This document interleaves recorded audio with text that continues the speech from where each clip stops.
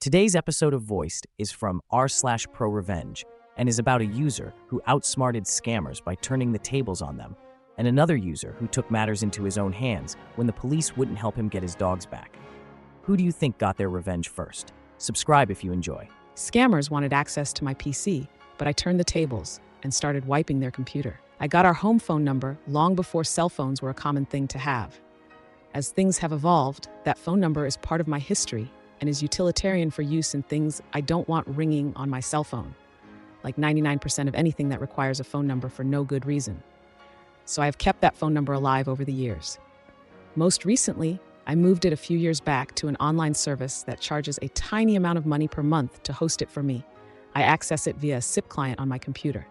The story: because of the nature of the phone number, it randomly rings. If I have time to mess with whoever is calling, most of the calls are the "your car warranty is about to expire" kind. Some of the calls are about non-existent credit cards. My favorite calls are from scammers. I record all calls that come into this phone number. In my state, only one person needs to know that a call is being recorded. And besides, these scammers are all overseas, so I really do not care about their laws. So when a scammer calls, I tend to answer and play along. Sometimes these calls last a few minutes before they give up on me. Today, I set a new record, a total of 1 hour of their time wasted. The call comes in as normal. I string the guy along, I play dumb, I keep them thinking I am an easy target. After 40 minutes, I tell him I have to hang up and could he call me back in an hour. To my surprise, this idiot calls me back, so I decided to see if I could get him to let me connect to him by continuing to play dumb. My plan is based on knowing that they have a handful of tools at their disposal, easiest of which is Teamviewer. So I play along until they get me on Teamviewer, but I never give them the real information on my end, and I just ask for their partner ID. The idea is that with Teamviewer, you can switch who is showing the screen after you make the initial connection. I know that I have only a precious few seconds of time if I manage to get them to give me their ID and password to make my plan happen.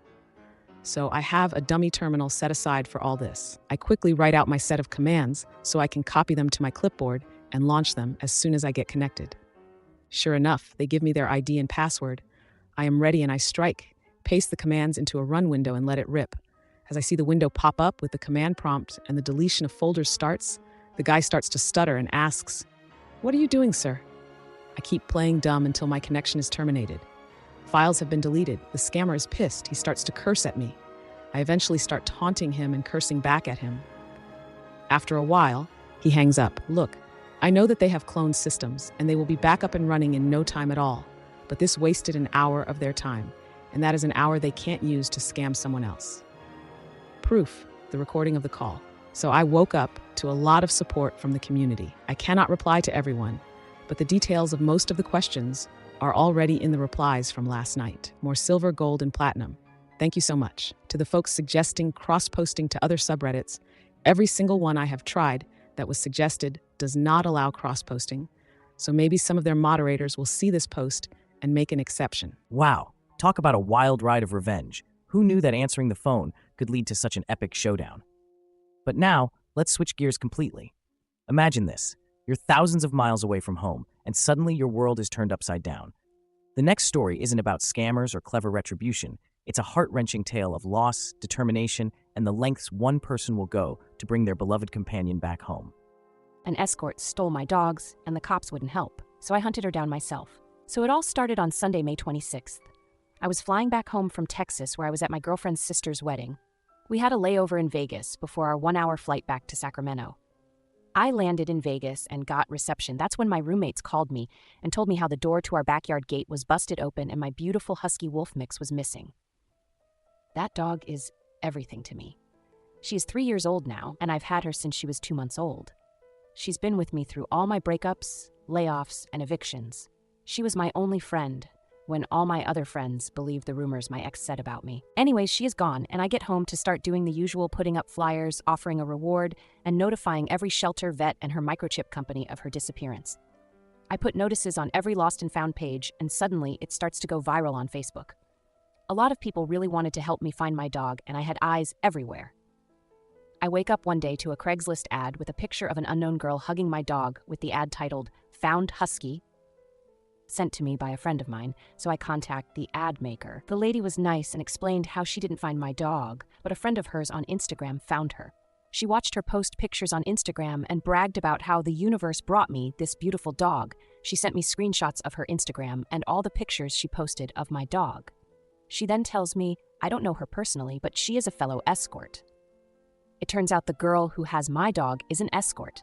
So she messaged the girl to tell her that she found the owner of the dog, and she fully deletes all posts about my dog and blocks the ad maker.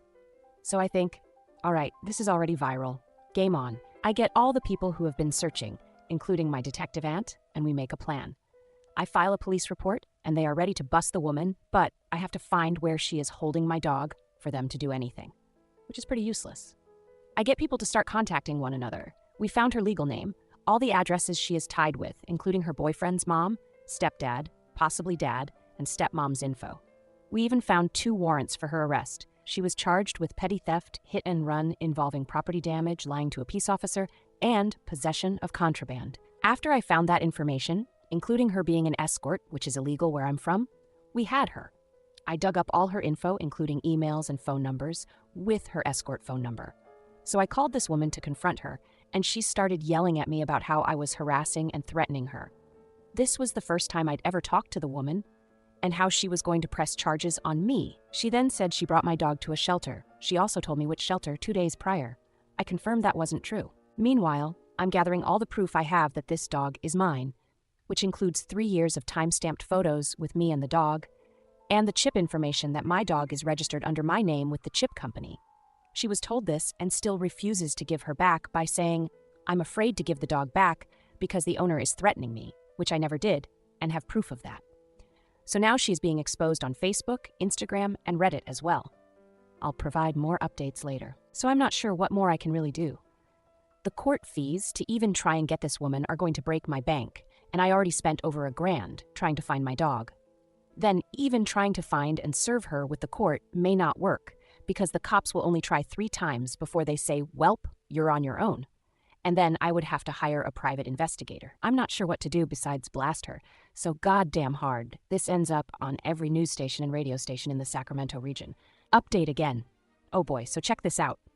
The girl who stole my dog was with another girl when they found my dog, and boy does the plot thicken.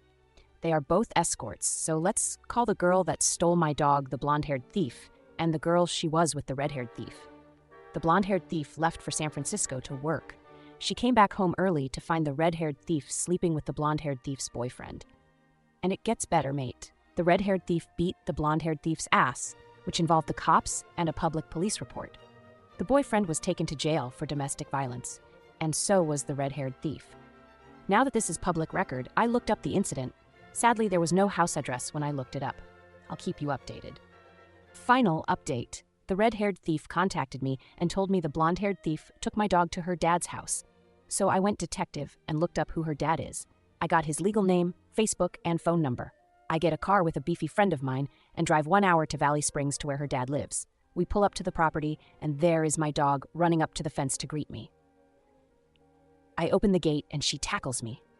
I put her in the car and call the cops. They arrive and do their best to get him to answer the door, but the police chalk it up to him not being home. They take my statement, and I explain everything down to each fine detail, including the escort in question having a record. They said they will be catching him, and I will be pressing charges for animal endangerment and grand theft. She will also be adding a 3rd warrant on her record. So, glad it's over. And my dog is so happy to see me again every day.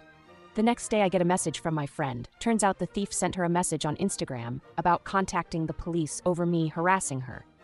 My friend then commented, "You do realize the owner came to your dad's house and took her dog back while the police watched it happen? She told the police she is pressing charges on you, and they are coming for you. Enjoy jail." And the thief flipped. She started threatening my friend and saying she's gonna fight her before calling her a faggot. Like, in all seriousness, hasn't she had her ass beat up enough this week? Too long didn't read. Don't mess with my dog. Here is your pupper tax, imgur.com/galleries KK Justice for Lupin page. For Facebook.com groups 467321 50706702 dad refel share. Before I talk about today's posts, please consider subscribing to the channel if you haven't already. Today we have some wild stories from Reddit that are definitely worth a reaction. First up, we have a user who turned the tables on scammers trying to access his PC. This guy not only wasted an hour of their time, but also managed to wipe their computer using Teamviewer. It's amazing how he played dumb and then struck with precision. I mean, who hasn't wanted to give scammers a taste of their own medicine? The best part is the recording of the call, where you can hear the scammer freaking out as his files get deleted. Talk about revenge. Next, we have an absolutely insane story about an escort stealing someone's dog and the cops not helping initially. This person had to take matters into their own hands, hunting down the thief with the help of social media and friends. The plot twists are crazy, from finding out the thief is an escort to discovering there were two thieves involved in a dramatic catfight over a boyfriend. It's like a real-life soap opera. And the best part? He got his dog back and even pressed charges. These stories are just mind-blowing, and I can't wait to hear your thoughts on them. Which one do you find more incredible? Let me know in the comments below, and don't forget to hit that like button if you enjoyed this video. Until next time, thank you for listening to today's episode of Voiced. If you enjoyed daily high-quality stories, please like and subscribe to show your support.